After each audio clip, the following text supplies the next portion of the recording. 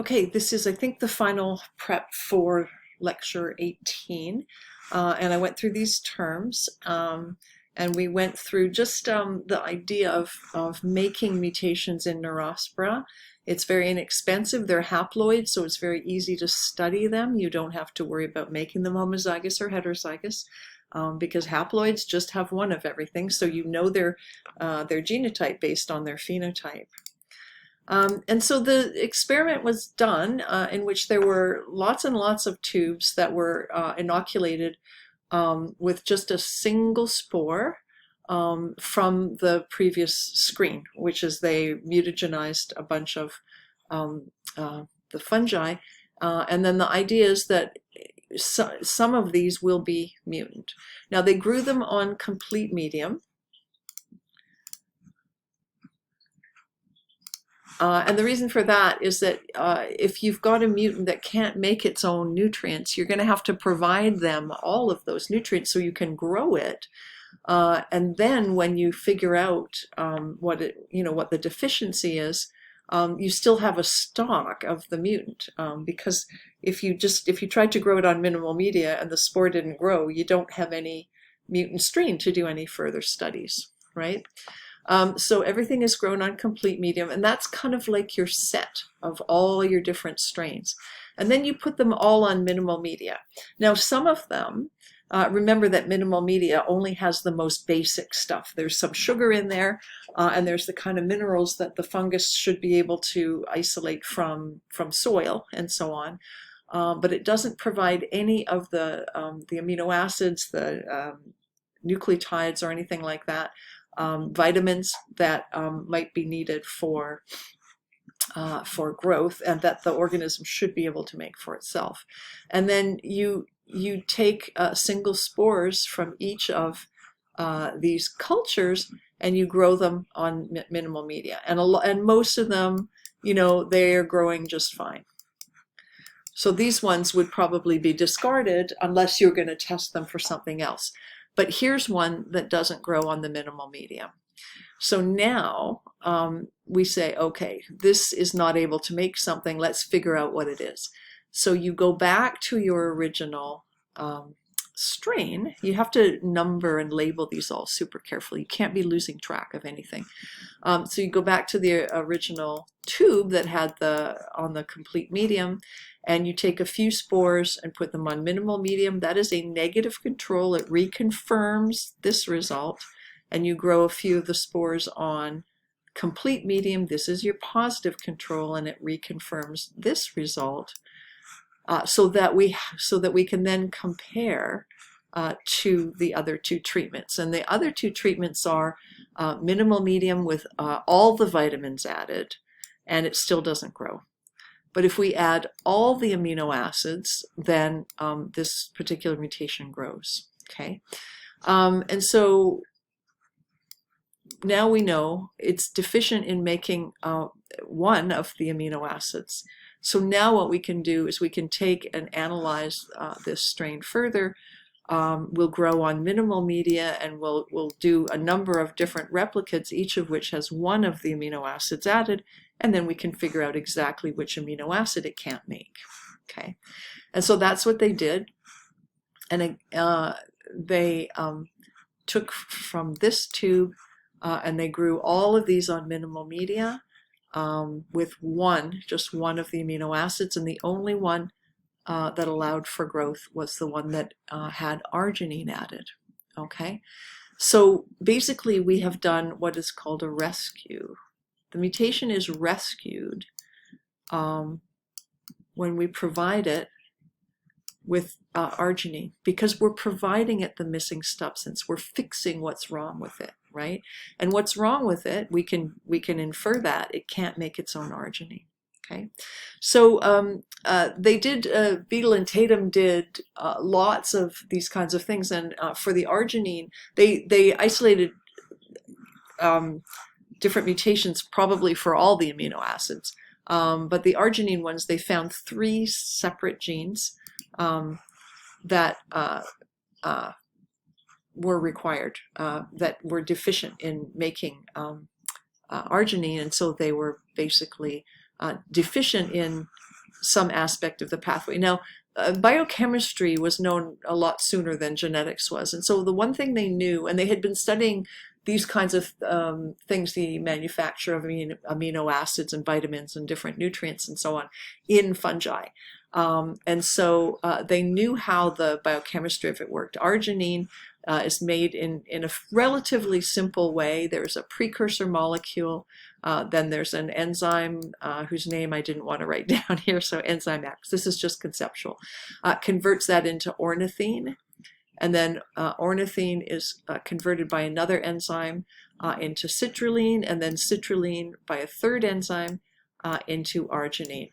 And these circular arrows are the way we just denote that this enzyme is catalyzing this reaction. That's just a conventional way that we do it. So if you ever see something, you know, written like that with, you know, different substances, whatever they are, etc., and if you see an arrow like this, this is basically, this means that, you know, gene Q is required to encode the enzyme that is needed to convert substance A into substance R. So that is just a kind of a standard way. Now, Beadle and Tatum found 3 separate mutants that failed to grow in medium lacking arginine. And they just named them ARG1, ARG2, and ARG3. So cool, we've got 3 enzymatic steps that we know about, and there are 3 genes. So probably each one of these encodes one of these steps, but we don't know which step. So the way they tried to figure it out was they took each of the auxotrophic strains and they grew each one on minimal media with ornithine, and on minimal media with citrulline and with arginine. And so, of course, they all grew when you added arginine because that's how they were first identified, right? They were deficient. But ARG3 could only grow if you gave it arginine, not if you gave it these other 2. ARG2 could grow if you gave it arginine or citrulline, but not if you gave it ornithine. And then ARG1 would grow if you added any of these substances. Now you might want to stop and try and figure out in advance which step each of these enzymes would be encoded by these genes. So which enzyme is ARG1 responsible for? Which enzyme is ARG2, ARG3, and so on. And if you try to figure it out before I tell you the answer, then again, it's a good learning exercise. And it means your understanding will be better, and it's just less work to study at the last minute if you have kind of understood and followed as we go through. So I want you to, like, in order to approach this, so first just say to yourself, okay, suppose I've got a gene that's mutant for enzyme Y. So basically, that means that its enzyme X is working just fine, its enzyme Z is working just fine, but there's no enzyme Y. Okay, so that's what our mutation is, and we'll call it ARG-X, because we don't know which it is yet. Okay, so this fungus, it's able to do this step, and it's able to do this step. So this is really the only one that isn't correct. So I think, the way I try to think of it is I think of this as a block in the pathway, or I picture a big wall or something that's basically stopping this production of arginine. And what will happen is that you'll get a buildup of ornithine, but you won't have any citrulline in the cell because it's not being made. Okay, so imagine what happens if we add substances here before the block, and what happens if we add substances after the block. And if you hadn't taken the time to think about this the last time I suggested it, maybe take the time now and think about it. Because once you understand that, then interpreting the tables and figuring out which gene encodes which enzyme is really straightforward. Okay, I'm going to change colors because the red kind of bugs me. Okay, so how does this mutation thing work? So if we add arginine, it can grow, of course, yeah. If we add the precursor, this step gets formed, and we get lots of ornithine, maybe even a buildup of ornithine, but that ornithine can't be converted into citrulline. And if you add citrulline, it can be converted into arginine, and so we get it to grow. So what's really important here is to understand, if I give it lots of precursor, lots of ornithine, this isn't going to help what's wrong, because the organism is already able to do this. What it's not able is to convert the next step. If we give it anything after the block, then it can grow, even if there's 10 steps passed here, even if it's a very complicated pathway with lots of steps and so on. As long as we provide the starting material from after the step that isn't working, the rest of it will work, and we'll get the arginine, and it will grow.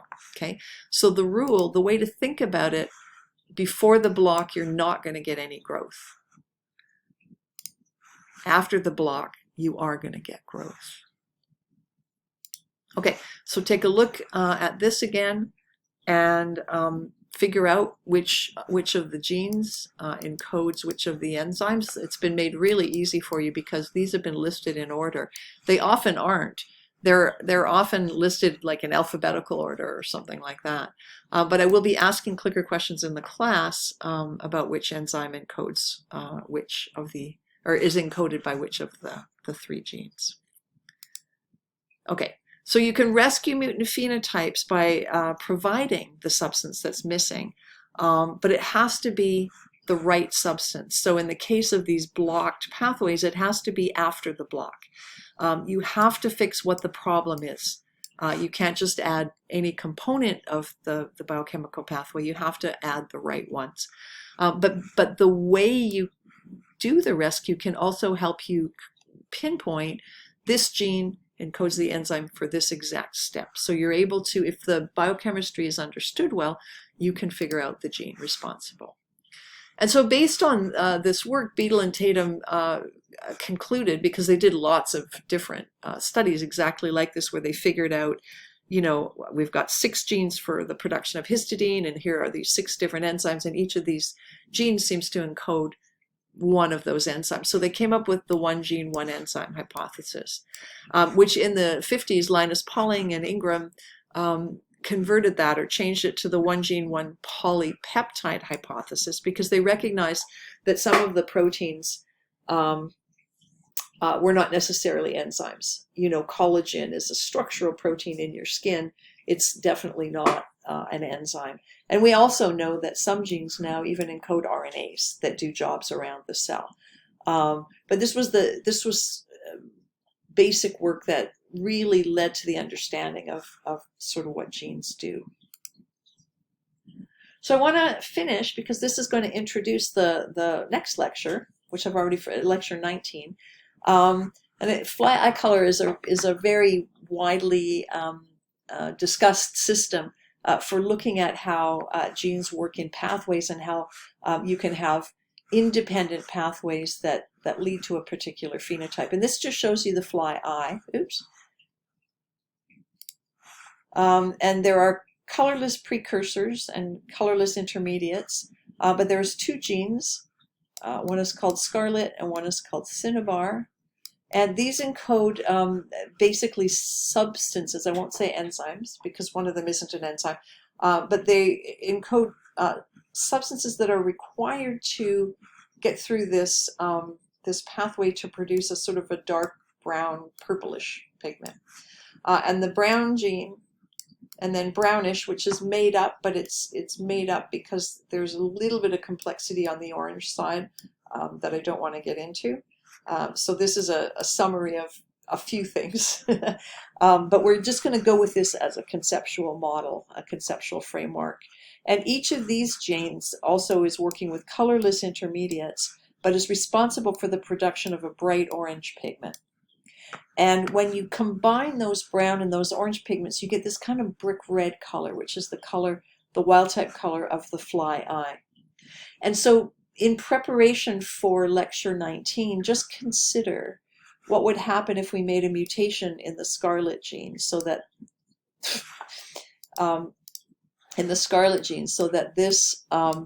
this step couldn't take place? What would be the result? What if we had a mutation in the cinnabar gene? What if we had a mutation in both genes? What would that look like? What about brown? Suppose we mutate brown. What are the eyes going to look like? And so on. And if you just go through this and just think about, okay, what if I had a mutation in this gene here and in this gene here? What would the outcome look like? And if you think about it and work with it a little bit, I think it will prepare you very well for the next lecture, which is a lot of stuff about pathways and other kinds of interaction. But there's a number of different pathways that are sort of similar to this idea that will help you kind of set the stage for that topic. So next time is modified dihybrid ratios and so on. And then not maybe, but definitely, I've decided to do a lecture specifically on mammalian coat color. It'll be short because I think lecture 19 will slop over into the next lecture period because there's a number of things to talk about. And so a shortish lecture on mammalian coat color will finish the topic of these gene interactions and so on. And it's sort of interesting. Nice pictures of cats and dogs and horses and different mammals, so you can see how the genes, it's the same genes but they do slightly different things in different mammals. And there's examples of some of the things we're going to talk about next lecture and things we've talked about in this lecture. So it kind of brings a lot of the topics together, and I'll probably finish that with a little bit of sort of problem solving practice that I think will be helpful. Okay, we will see you in class.